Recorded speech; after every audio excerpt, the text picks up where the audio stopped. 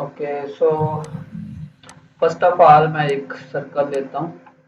ठीक है, कुछ इस तरह। ठीक है, इसको मैं जरा डुप्लीकेट करके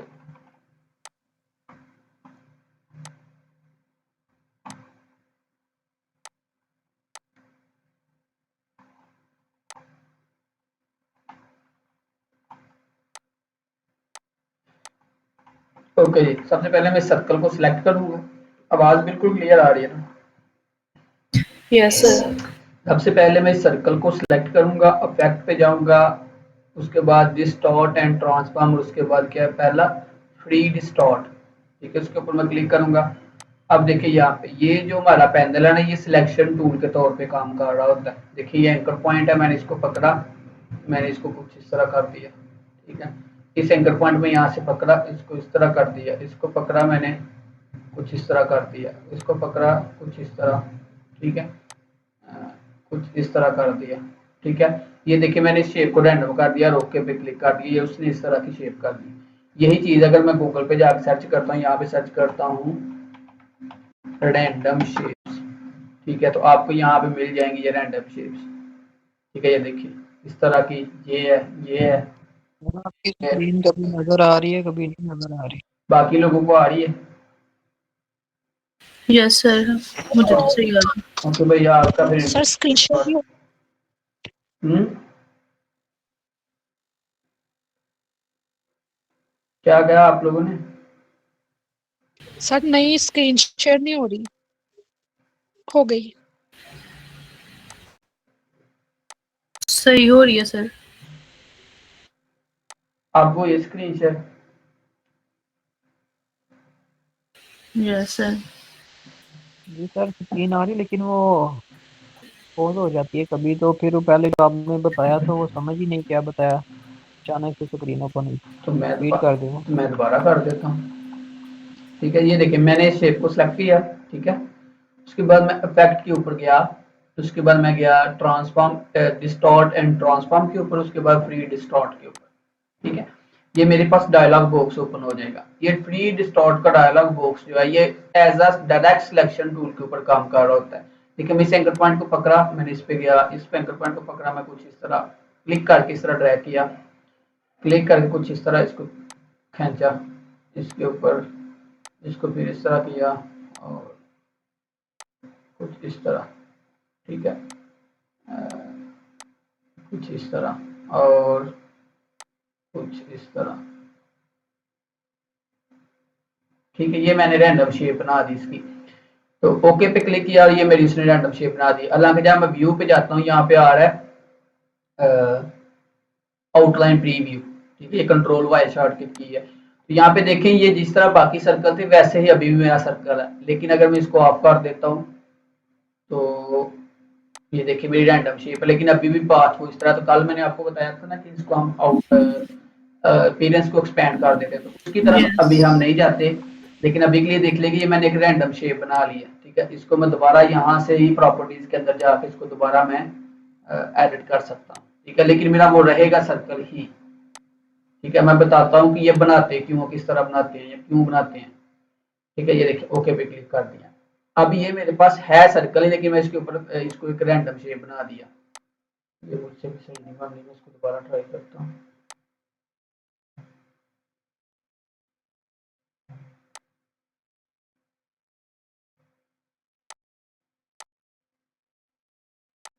ठीक है, ये कुछ इस तरह, ये एक रैंडम शेप है। तो अगर गूगल पे जाएं तो ये देखिए मैंने यहाँ पे सर्च किया रैंडम शेप्स, तो यहाँ पे देखिए कुछ इस तरह का, या यहाँ पे आपको मिल रहा होगा कुछ इस तरह की। उसके बाद यहाँ पे देखिए ये आ गया, ये आ गया। ठीक है, तो अब अगर आप देखें तो ये कोई बड़ी लंबी चीज नहीं है, लेकिन हमने जल्दी से उसको बना लिया। ठीक है, हम डायरेक्ट सिलेक्शन टूल से भी बना सकते हैं, उस तरह बना सकते हैं। अब देखिए अगर इसको मैं ओपन करके देखता हूँ। ठीक है, तो अभी देखिए ये, मैं इस तरह की इमेज को अगर डाउनलोड करना है तो मुझे ये देखिए $29 पे करने पड़ेंगे। ठीक है, 10 इमेजेस पर मंथ, मतलब मैं इस इमेज को डाउनलोड करने के लिए या 2 इमेजेस को मैंने डाउनलोड करने के लिए मुझे $29 देने पड़ेंगे। मतलब एक ये डाउनलोड कर लूंगा, एक और मेरे पास डाउनलोड करने की एक्सेस होगी। ठीक है, तो ये देखिए ईपीएस फॉर्मेट के अंदर, तो हम इसको भी इस तरह बना के तो सेल कर सकते हैं, ठीक है। लेकिन इसको हम आगे जाके देखेंगे जब हम पैसिव इनकम के ऊपर आएंगे, तो इन चीज़ों को तब हम डिस्कस करेंगे। तो ये इस तरह की रैंडम शेप्स बनाने के लिए हम इसका यूज़ कर सकते हैं, ठीक है। अगर क्लाइंट्स की प्रोजेक्ट्स की बात करें तो तब इतना इसका यूज़ नहीं हो रहा होता, ठीक है। लेकिन अगर जब हम बात करें कैनवा की, तो कैनवा के अंदर भी हमें बने बनाए मिल जाते हैं। अगर हम ये तो एक क्लाइंट का है, यहाँ पे आए, मैंने यहाँ पे एक इंस्टाग्राम की पोस्ट स्टार्ट की, तो अगर यहाँ पे आके मैं सर्च कर लेता हूँ एलिमेंट्स के अंदर रैंडम शेप्स, ठीक है। जरूरी नहीं कि आप रैंडम ही लिखें, आप कुछ भी लिखेंगे ना इससे मिलता जुलता। देखिए मैंने अभी रैंडम के स्पेलिंग ये लिखे हैं, ठीक है। अब यहाँ पे मैं ग्राफिक्स के अंदर आता हूँ, यहाँ पे हमें देखें रैंडम शेप्स मिल जाती है ये वाली, ठीक है। तो ये हम डायरेक्ट सिलेक्शन टूल से भी बना सकते हैं, या हमारे पास दूसरा तरीका ये भी है कि हम पेंसिल लें, ठीक है, और इसको कुछ इस तरह कर लें। सॉरी, ये तो आगे पेंसिल, इसकी मैं फिडेलिटी फुल करके ओके, इसको कुछ इस तरह, यहाँ देखें ये बन गई, ठीक है। इसको मैं आईड्रॉपर टूल से ये वाला कलर देता हूँ, इस तरह मैं बना सकता हूँ। इसका भी यूज है, इसको इफेक्ट कह सकते हैं फ्री डिस्टॉर्ट। तो ये अपनी मर्जी है कि आप इसको किस तरह अप्लाई करना चाह रहे हैं, क्यों करना चाह रहे हैं, ठीक है। तो बस मैंने इसका आपको यूज बता दिया कि ये यूज किस तरह होता है, ठीक है। हम रैंडम शेप एक डायरेक्ट सिलेक्शन के तौर पे यूज हो रहा होता है, तो इसको मैं अगर मॉडिफाई करता हूँ, लेकिन ये है अभी भी हमारे पास सर्कल ही, ठीक है। अगर इसको मैंने एक्सपेंड करना है, मैं ऑब्जेक्ट पे जाऊंगा और इसको यहाँ से एक्सपेंड अपीयरेंस कर दूंगा। अब ये देखिए पाथ अप्लाई हुआ, जब मैं पहले इसको कर रहा था आउटलाइन के अंदर सर्कल था, अब देखिए अब ये पाथ बन गया, ठीक है। अच्छा जी, उसके बाद अब इसको सिलेक्ट करता हूँ, फैक्ट के अंदर जाता हूँ, उसके बाद नेक्स्ट हमारे पास है पक्कर एंड ब्लॉट, ठीक है। अब देखिए मैं इसको अगर कम करता हूँ, ये देखेगा कितनी खूबसूरत चीजें बना रही है, ठीक है, कुछ इस तरह। ओके पे क्लिक करता हूँ। अभी देखिए मैं इसको थोड़ा साइड पे करता हूँ और इस सर्कल को पकड़ता हूँ और फैक्ट्स पे जाता हूँ, डिस्टार्ट एंड फ्रॉम, और उसके बाद ये पकड़ प्लॉट, ठीक है। अब मैं ज्यादा करता हूँ, ठीक है, कुछ इस तरह, ठीक है। ये देखिए, तो लेकिन ये आप अगर गौर करें तो ये देखिए मैंने इसको अगर कम किया है तो ये कॉर्नर बना रहा है कुछ इस तरह पे, लेकिन अगर मैं ज्यादा करता हूँ तो ये इसको राउंडेड रखेगा। तो आप कह लें कि इसको रैंडम शेप्स बनाने के लिए यूज करता है। अगर मैं इसको स्क्वायर के ऊपर अप्लाई करता हूँ तो आप इसको देखेंगे कि ये किस तरह वर्क करता है, ठीक है। ये मैं कम कर रहा हूँ कुछ इस तरह, ठीक है। अगर मैं ज्यादा करता हूँ तो कुछ इस तरह, देखिए, ठीक है, इस तरह। अगर मैं कोई और शेप ले लेता हूँ, अगर सॉरी इसको लेके मैं ऊपर वाला एरो प्रेस कर रहा हूँ, इसके कॉर्नर ज्यादा कर रहा हूँ, ठीक है। अब मैं इसके ऊपर इफेक्ट अप्लाई करता हूँ और इसको मैं ज्यादा करता हूँ कुछ इस तरह, ठीक है। अगर इसको मैं कम करता हूँ कुछ इस तरह, ठीक है, तो ये देखिए कितने खूबसूरत डिजाइन बना देता है, ठीक है। अच्छा, जो मैंने ये शेप ली थी यहाँ से, ये वाली पॉलीगॉन, और यहाँ पे इसको क्लिक करके ड्रैग किया है। अभी मैंने क्लिक करके ड्रैग करके इसको छोड़ा नहीं, ऊपर वाला एरो प्रेस करूंगा तो इसके कॉर्नर ज्यादा होते जाएंगे, नीचे वाला एरो प्रेस करूंगा तो ये कॉर्नर कम होते जाएंगे, ठीक है। ये जो इसके अंदर करवा रहे हैं, बात समझ आ गई, ठीक है। मैं इसको इतना कर लिया तो उसके बाद इफेक्ट अप्लाई करूंगा, तो उसके बाद ये पकड़ ब्लॉट, ये ज्यादा करूंगा तो कुछ इस तरह, ठीक है। तो इसका मैं फ्लावर भी बना सकता हूँ, ठीक है। समझ आ गई इतनी? यस सर, इसकी समझ आ गई। ओके, उसके बाद नेक्स्ट चलते हैं। इसको इस सर्कल को सिलेक्ट किया, ठीक है, और पैकेट के अंदर गए, उसके बाद गए जी डिस्टॉर्ट एंड ट्रांसफॉर्म के अंदर, उसके बाद है रफन, ठीक है। ये देखें, अगर इसको मैं साइज को, ये मैंने कल भी बनाया था लेकिन इसको दोबारा रिपीट कर देते हैं। ये देखिए, ये उसको रफली, अब ये रिलेटिव और एब्सोल्यूट के अंदर भी मैंने आपको डिफरेंस बताया था कि ये जो यहाँ से लेके इसका रफल शेप है ना, ये इसका कह लें कि ये ज्यादा उसके ऊपर अप्लाई कर रहा है। अगर इसको एब्सोल्यूट कर देंगे तो ये नॉर्मल कर देगा उसको, लेकिन अगर रिलेटिव कर देंगे कह लेंगे ज्यादा प्रेशर उसके ऊपर है इफेक्ट्स का, ठीक है। तो ये है एब्सोल्यूट कर लेंगे, मैं ये कर रहा हूँ। उसके बाद डिटेल है, ये जो है आप डिटेल देखें कितनी जितनी ज़्यादा करना चाहें आप कर सकते हैं। ठीक है, इसका साइज में कम करता हूँ। इस तरह की भी आपने कैलीग्राफी शेप देखी होगी। अगर मैं यहाँ पे सर्च करता हूँ ब्रश सर्कल, समटाइम डिजाइन के अंदर ये यूज हो रहे होते हैं। ठीक है, अगर मैं यहाँ पे आपको ओपन करता हूँ,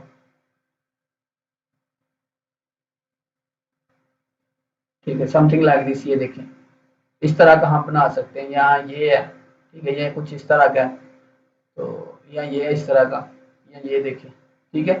तो ये समथिंग लाइक दिस, ये देखें पेंट ब्रश, ये रफ से यूज हुए हैं ना, तो बिल्कुल हम इसके अंदर भी ये चीज बना सकते हैं। अगर इसको मैं साइज कम कर दूं, ठीक है, इसको मैं एब्सोल्यूट कर दूं, कुछ इस तरह देखें, ठीक है। तो अगर यही मैं शेप के ऊपर इस स्क्वायर के ऊपर अप्लाई करता हूँ, अफेक्ट के अंदर गए और ये रफन के अंदर गए और इसको कुछ इस तरह, ठीक है, ये देखिए, ये हम बैकग्राउंड के अंदर भी यूज कर सकते हैं। ठीक है, ये मोस्टली वैसे बटन्स के ऊपर या कुछ शेप वगैरह बैकग्राउंड में या किसी जगह पर एडजस्ट करने के लिए सेम वही इसकी भी सेटिंग है। अच्छा, उसके बाद अगर मैं इसका साइज ज़्यादा करता हूँ ना, ठीक है, ये आपको नजर आ रहा है। अभी मैं इसको थोड़ा सा यहाँ पे रखता हूँ और रिलेटिव पे क्लिक करता हूँ, सॉरी एब्सोल्यूट पे रख के। अब आपको डिटेल तो समझ आ गई कि ज्यादा करूंगा तो ये डिटेल ज्यादा होगी, अगर मैं कम करूंगा तो डिटेल कम हो जाएगी। ठीक है, साइज में ये है कि इसकी जो इसकी विड्थ है या हाइट कह लें, ये ज्यादा करने के लिए साइज इसका इस तरह होगा, अगर कम कर दूंगा इस तरह होगा।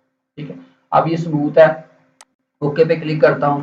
ठीक है, और अगर मैं इसकी कॉपी ले लेता हूँ इस तरह, ठीक है, इसको मैं सिलेक्ट किया प्रॉपर्टीज के अंदर, यहाँ पे देखिए पैक्स के ऊपर, इसके ऊपर आपने क्लिक करना है और यहाँ पे अगर इसको मैं स्मूथ कर देता हूँ।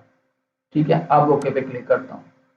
अभी आप गौर करेंगे ये कॉर्नर बिल्कुल इसके सबके हार्डली क्लियरली नजर आ रहे हैं, लेकिन इसके राउंडेड है हर तरफ से अगर आप देखें। ठीक है, तो स्मूथ के अंदर और जो दूसरा है कॉर्नर, यहाँ तक ये वाला पैनल आपको समझ आ गया जी।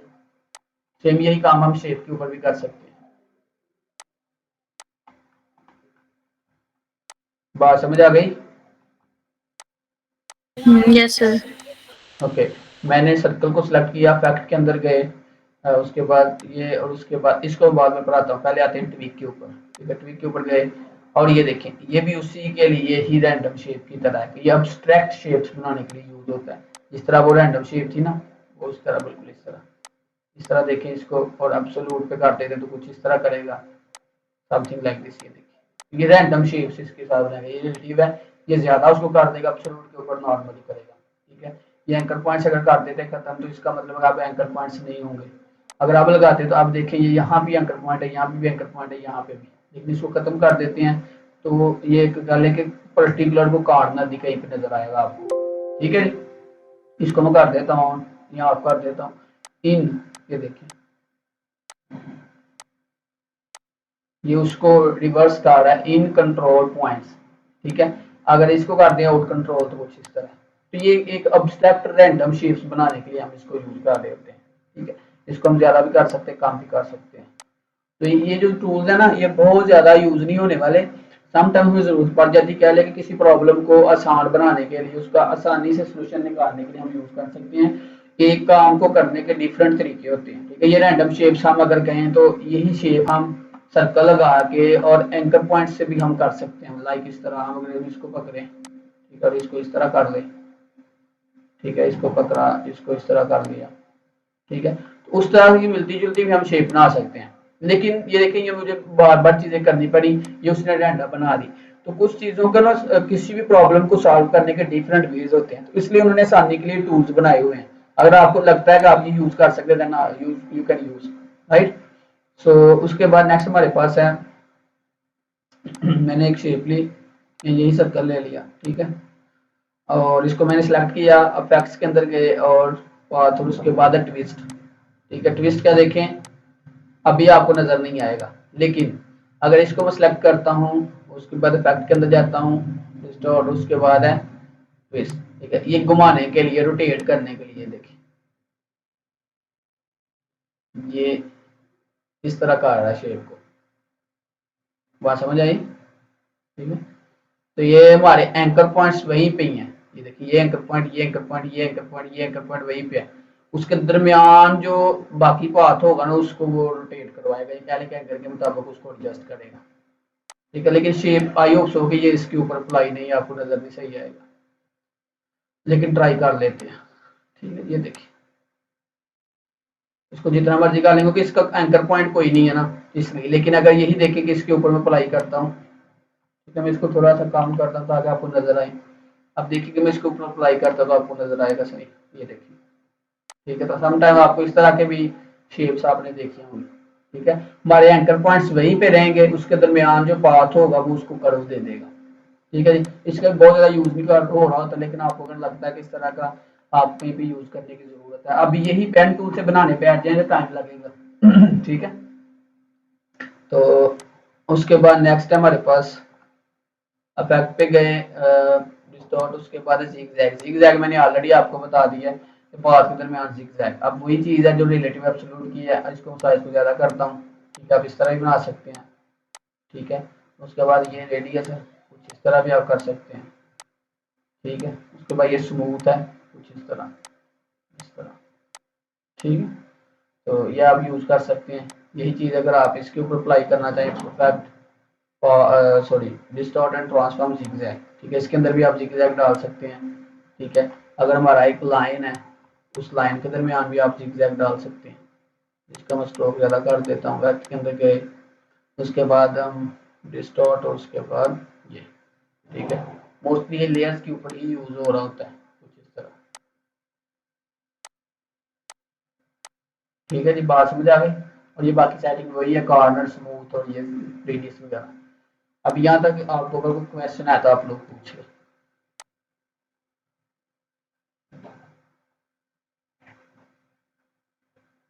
Any question?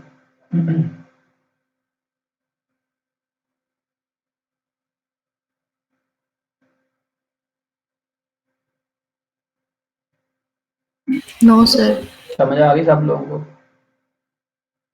अब आप लोगों ने जिस तरह देखिए ये फ्लावर वगैरह ये चीजें बनाई है ना, तो आपने गूगल करना है, यूट्यूब करना है, कहीं से भी करना है, तो आपने हर टूल को यूज करके कोई क्रिएटिव चीज बना के उसके सामने टूल का नाम भी लिखना है कि मैंने ये जिगजैग यूज किया, मैंने ये ट्विक यूज किया, ये मैंने ट्विस्ट यूज किया है, ये मैंने बाकी टूल जो हमारे पास हैं वो यूज किए हैं।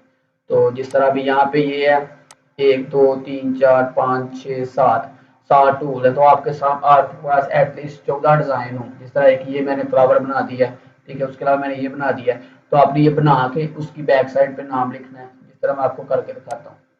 ठीक है, ये देखिए, ये मैं इसको क्या करता हूँ साइड पे, इसको मैं यहाँ पे रखता हूँ। ठीक है, और इसको यहाँ पे रखता हूँ। ठीक है, इसको यहाँ पे रखता हूँ।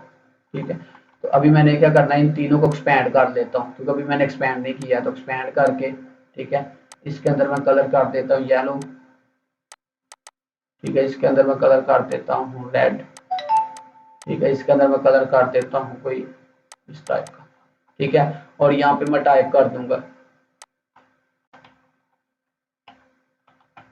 Distort effect. डिस्टॉर्ट ही है ना, उसको देख लेते हैं। हाँ, फ्री डिस्टॉर्ट इफेक्ट। ठीक है,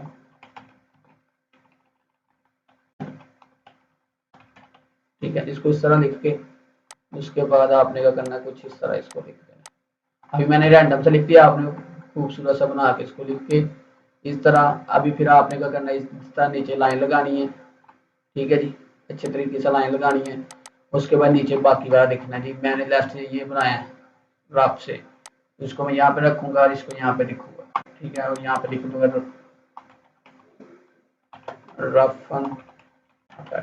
ठीक है, तो आपने एटलीस्ट एक टूल की दो दो तीन तीन, जिस तरह ये कुछ पता चल रहा है कि ये फ्लावर बन रहा है, इस तरह कोई मीनिंगफुल आपने डिजाइन बना के या कोई चीज बना के तो हर टूल के सामने लिख के तो आपने ग्रुप के अंदर भेजनी है। असाइनमेंट समझ आ गया आप लोगों को, टूल समझ आ गई, कोई भी क्वेश्चन है तो आप लोग माइक ऑन करें और कैसे कर लें।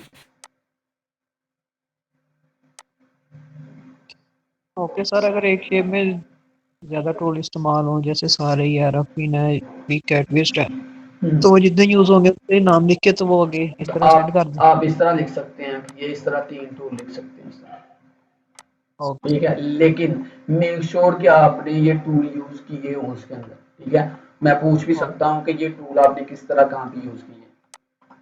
ओके। ठीक है, और ऊपर आपने टॉप पे लिखना भी है, आज की डेट लिखनी है और असाइनमेंट, और आपने नाम भी लिख लेना अपना। ओके। ठीक है जी। आप इस तरह देखें, ये असाइनमेंट बनती जा रही है, आप इसको लंबा कर सकते हैं इस तरह जितना मर्जी।